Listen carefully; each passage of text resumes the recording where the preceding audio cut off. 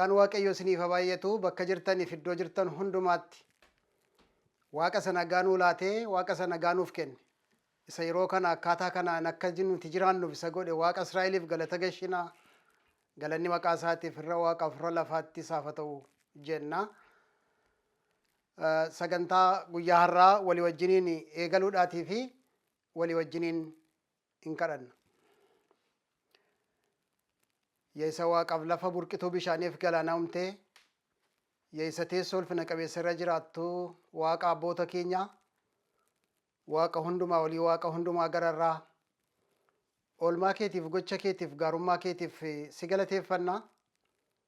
Ati amma jettu geessaa ati waan barbaadde yeroo barbaaddetti raawwattaa. Haboonis beekumsis aangoonis harka kee keessa jira.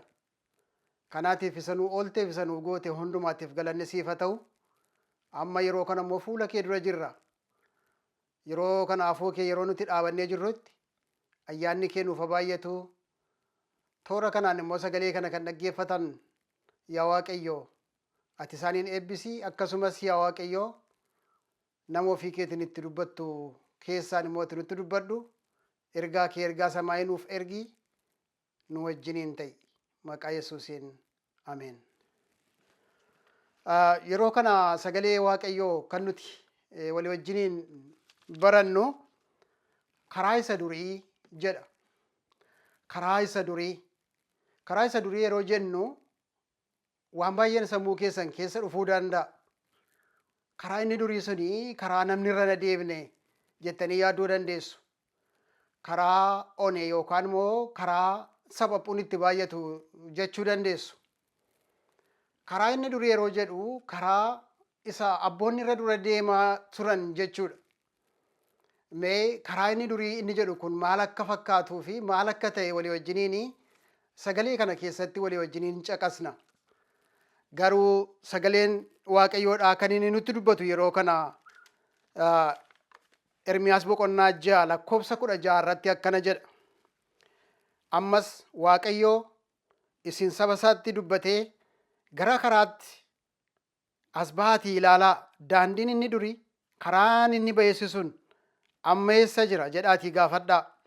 Boqonnaa akka argattanitti karicharraa adeemaa jedhee isin garuu lakkii nu isarra hin adeemnu hin barbaannu hin jettanii jedha.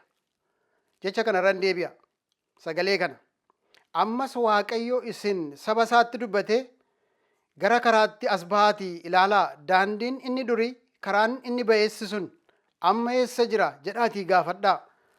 Boqonnaa akka argattanitti karicharraa adeemaa jedhee isin garuu lakkii nu isarra adeemuu hin barbaannu hin jettanii jedha. Iddoo kanatti sagaleen Waaqayyoo kan inni nun jedhu Waaqayyo afaan isaatiin kan inni nutti dubbatu saba isaatti kan inni himuuf kan inni gorsu gara karaatti deebi'aa gara karaatti ba'aatii karaa ilaalaa karaa ilaalladhaa jedha. Gara karaatti ba'aatii karaa ilaalladhaa yeroo jedhu gara karaatti ba'aa jedha. Karaa immoo ilaalladhaa jedha.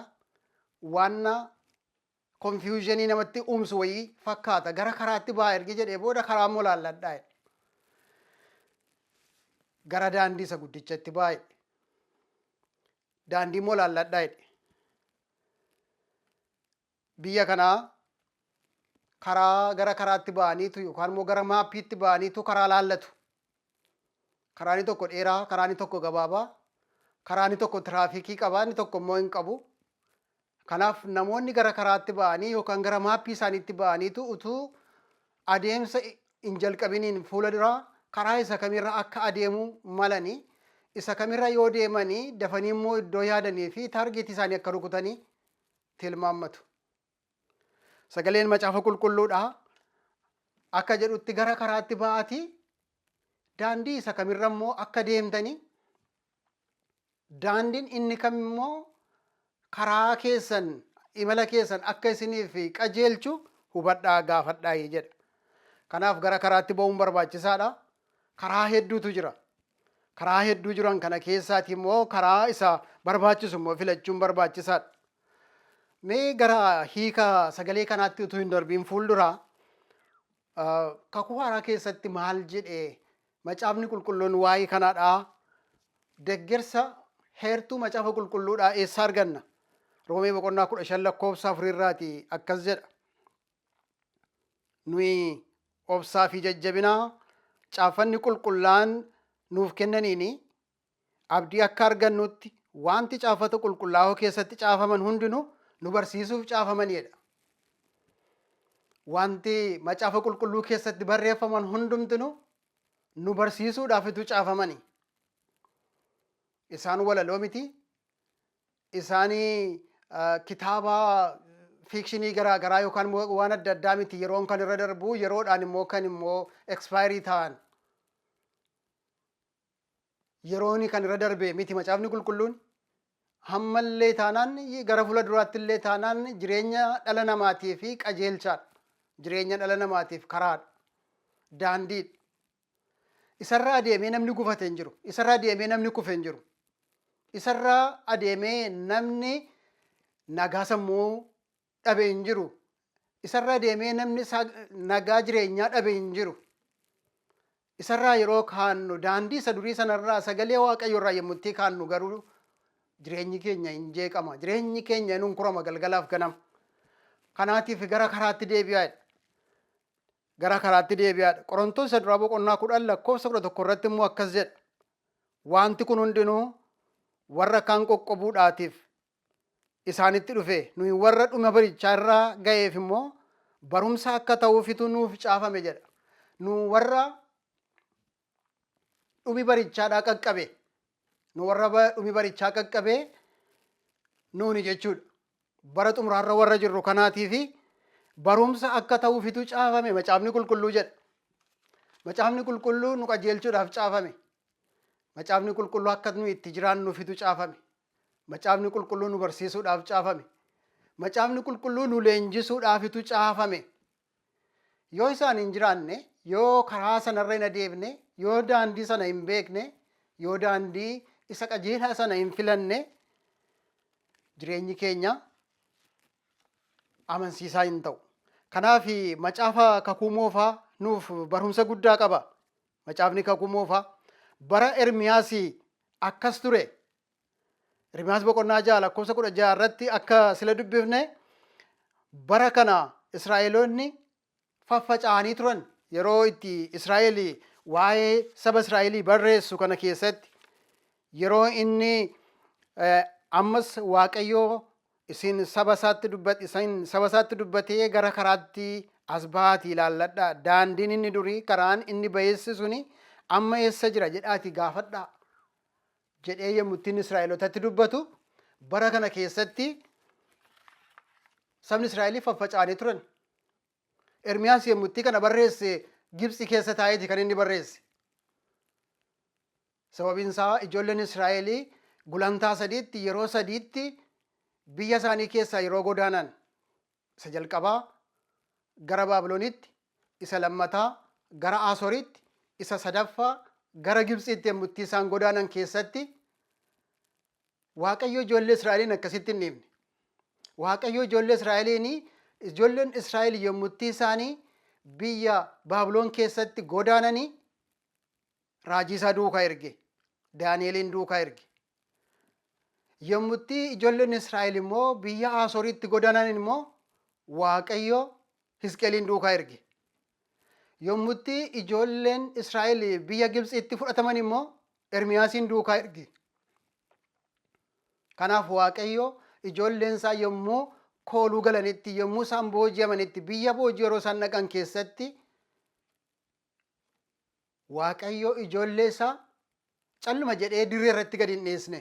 Hammamillee yakka isaaniitiif, badii isaaniitiif yoo isaanii biyya ormaatti yennaa isaan godaanan illee yoo tamsa'an illee Waaqayyo isaan qajeelchuu barbaada. Kanaafituu Ermiyaas biyya Gibxi keessa taa'ee ijoollee Israa'eliin akeekkachiisa. Daandii isa duriitti deebi'aa jedhe. Karaa isa duriitti deebi'aa. Karaa abboota keessanii gaafadhaa jedhe. Daandii sana gaafadhaa faana abboota keessanii sanarraa hin miliqinaa, hin jallatinaa jedhe. Faanni abboota durii, faanni raajotaa, faanni bartootaa, faanni ergamoota Waaqayyoodhaa. Faanni suni nuuf karaa jireenyaati waan ta'eef karaa jireenyaa waan ta'eef karaa sanarraa hin kaatina gaafadhaa daandii sana immoo wanti macaafa qulqulluu keessatti barreeffame hundumtuu immoo anaaf isiniif barsiisuudhaafitu caafame. Kanaaf karaa isa durii sana gaafadhaa gara karaatti as ba'aatii karaa gaafadhaa jechuun karaa filadhaa jechuudha. Karaa hedduutu jira. Karaa filadhaa'edha. Karaa argitan irra na deeminaa. Daandii argitan irra na deeminaa. Karaa filadhaa'ii jedhaan. Kanaaf karaa filachuutu nurra jiraata. Biyya kanaa karaa hedduutu jira biyya kana keessa. Namoonni karaa filatu. Caafni qulqulluun kutaa kana keessatti akka jedhu karaatti ba'aatii karaa filadhaa'edha. Karaan inni nuti irraa adeemnu har'aa kun filannoo keenya. Gaariisa ta'u badaasa ta'u. Wanti nuti irra deemaa jirru kun filannoo keenya. Filannoon keenya nu nyaata yookaan immoo nu baasa. Filannoon keenya gaariidha yookaan immoo badaadha. Macaafni qulqulluun garuu filadhaa nuun jedheera. Sagaleen Waaqayyoo filadhaa nuun jedheera. Filachuun gahee keenya waan ta'eef. Kanaatiif kallattii hedduutu jira. Kallattii isa kamtu gaarii akka ta'e beekuun barbaachisaadha. Jireenya jiraannu jireenya hafuuraa keessatti illee karaa hedduutu jira. Karaa jiran keessaa karaa durii filadhaa jedha. Macaafni qulqulluun ofuma isaatiin nuuf fileera. Karaan gaariin isa kam akka ta'e immoo nutti himeera. Karaan gaariin karaa isa duriiti jedhe. Namoonni filadhaa utuu ittiin jedhanii karaa isa durii immoo karaa isa ammaa filattaa utuu ittiin jedhame filannoon namaadhaa karaa isa ammaa ta'a.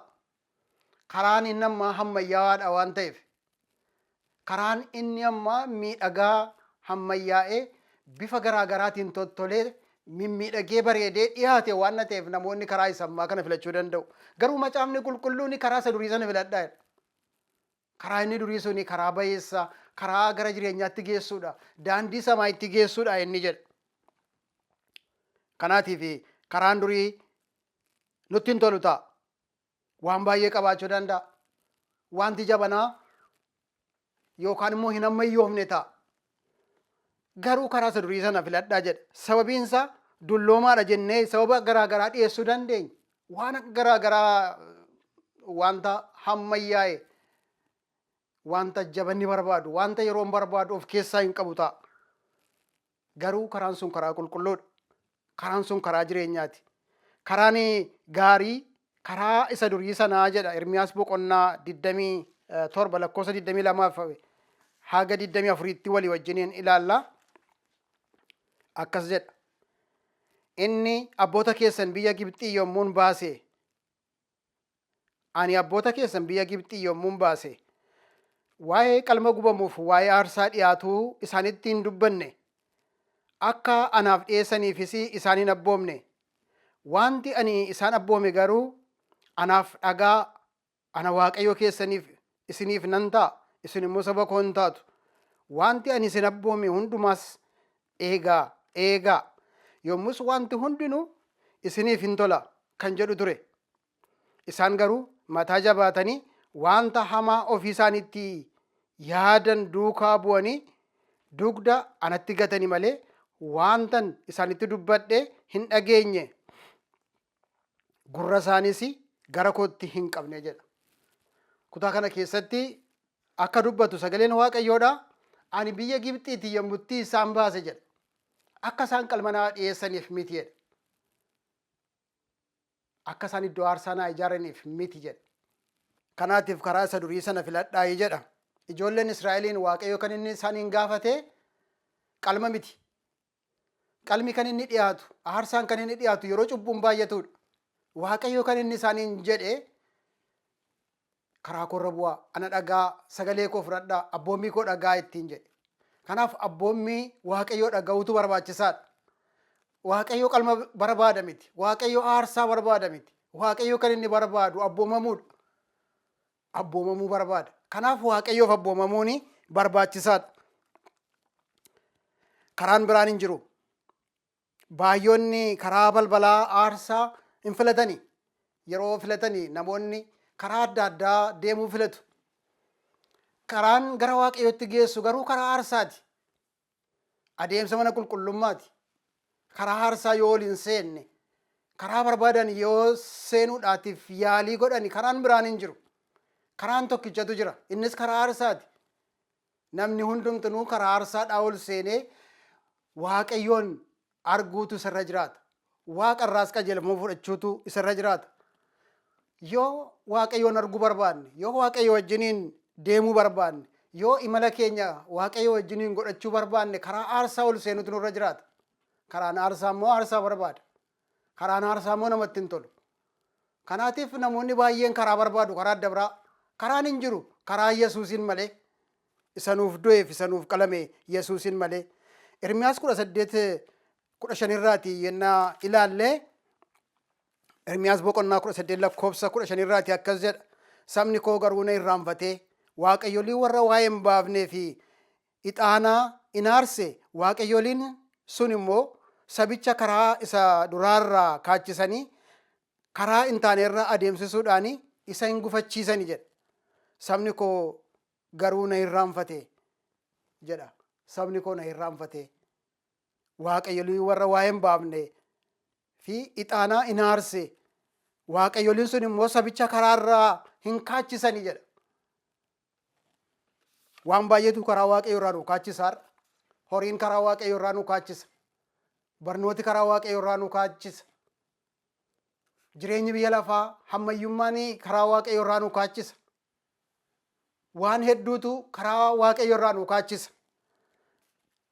Sabni koo karaa hin taane irra bu'ee jedhaani.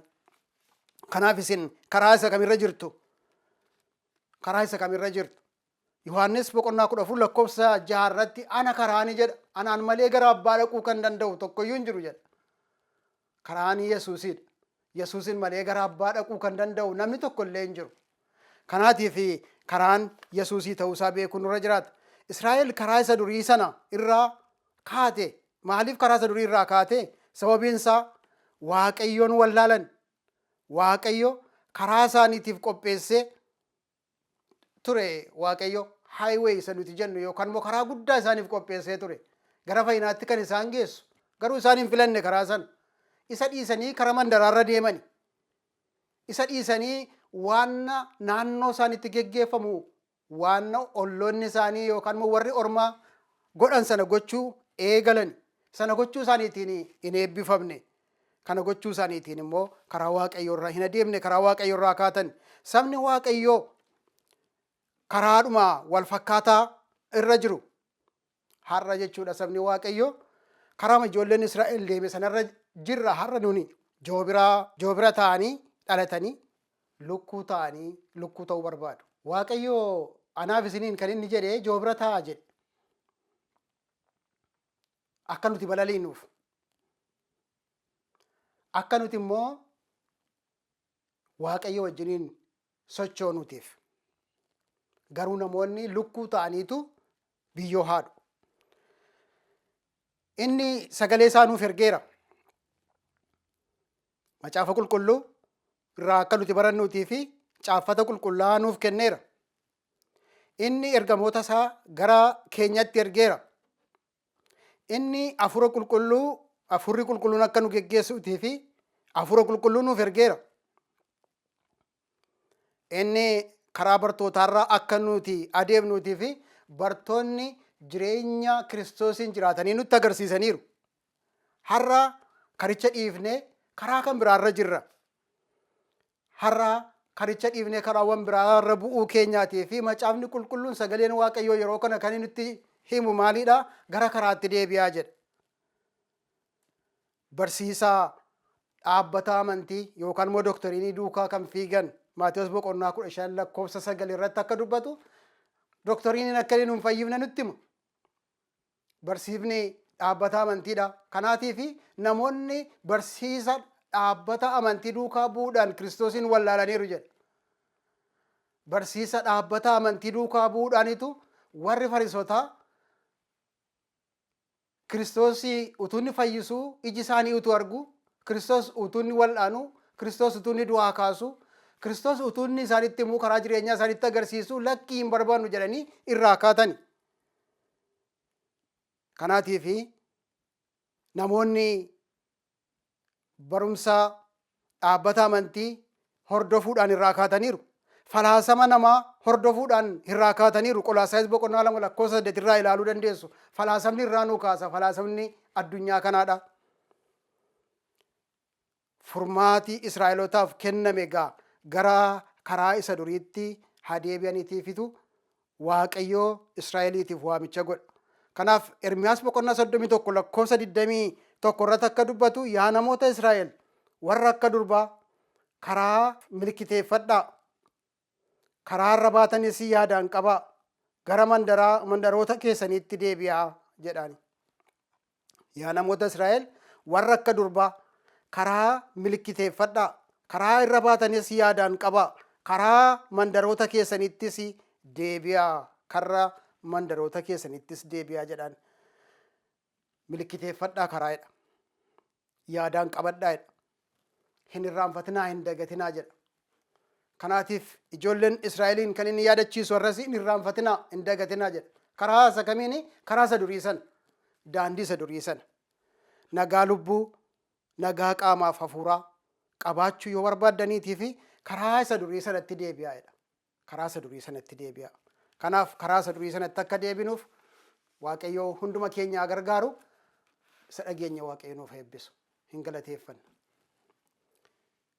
Siyaa galatu yaa Waaqayyo. Yeroo kanaaf sa'aatii kanaan waan nu geesseef maqaan kee guddaa eebbifamu. Sagalee kana waan nu laatteef bara baraan ati ulfaadhu. Ammas yeroo hafe baraa fi hunduma irratti ulfaadhu nu gargaarii nu geggeessi. Karaa isa durii daandii isa jireenyatti geessu daandii isatti nuuf filte sanarra deemuu akka dandeenyuuf adaraa bara xumuraatiif yeroo dhumaa kana keessatti yeroo wantoonni ijoollee kee karaarraa kaachisanii wallaalchisan kanatti gama ijoollee keetii akka gortu, harka ijoollee keetii akka qabdu, daandii akka isaanitti agarsiiftu, ibsaa isaanii akka isaaniif taatuuf sin gaafadha jaalala kee haa ta'u. Nun gatin, nun dhiisin, maqaa ilma kee Yesuusiin. Ameen. Fayyaa ta'a.